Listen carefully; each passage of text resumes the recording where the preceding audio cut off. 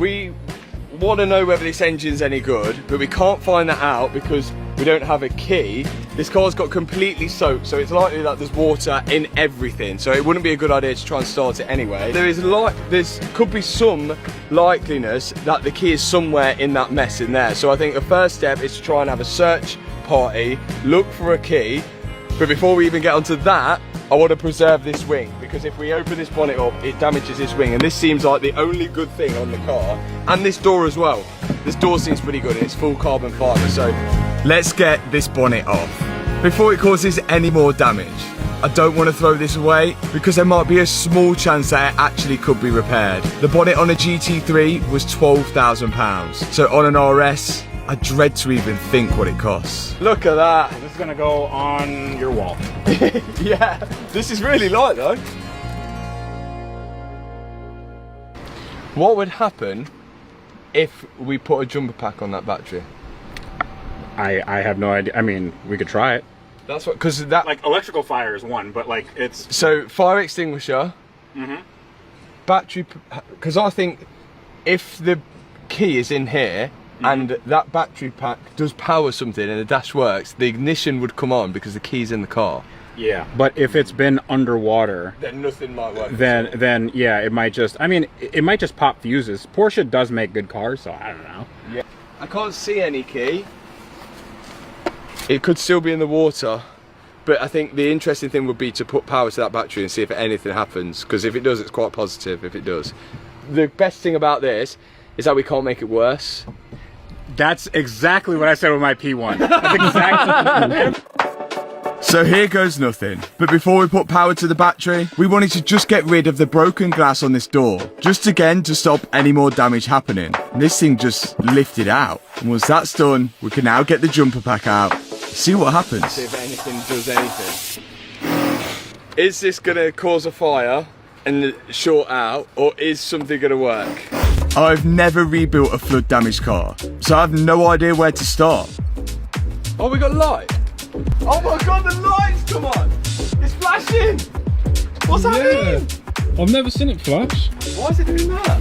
If it come on in here. Oh, interior lights on. Ready? Oh. But nothing. It was completely dead. No ticking or noise on the dash. Well, does that mean the key's not in the car? Yeah, but if the key wasn't in the car, it'd tell you no key. It would go boom.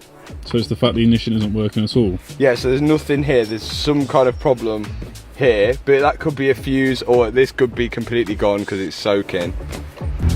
Might be one of the main fuses, the 50 amp ones or something like that that's blown.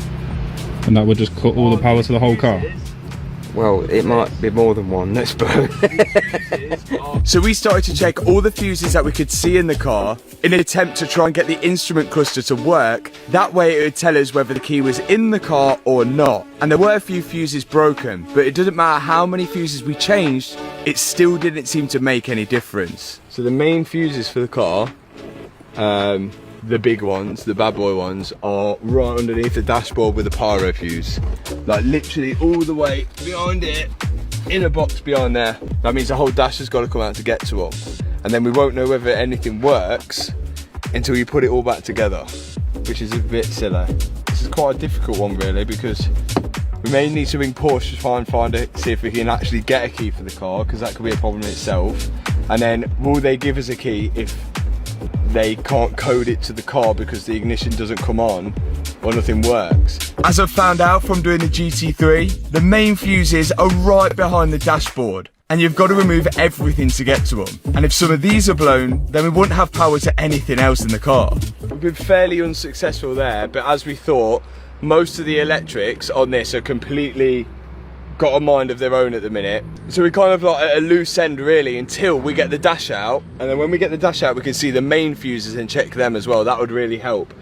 But I think kind of the next step really we've got to move on, and what we haven't seen is the underneath of the car, because I saw a photo of this beached on the rocks. So the whole underneath of the car could be gone, the gearbox could be gone, the bottom of the engine could be gone. Then we're working with literally nothing then really, like we've not even got a good shell.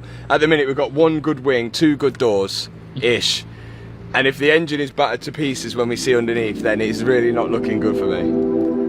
Let's get inside. Now, despite how badly damaged this car is, we've heard that the driver actually survived the accident. The story is, he actually managed to get out the car before it went into the river. But that's all we know.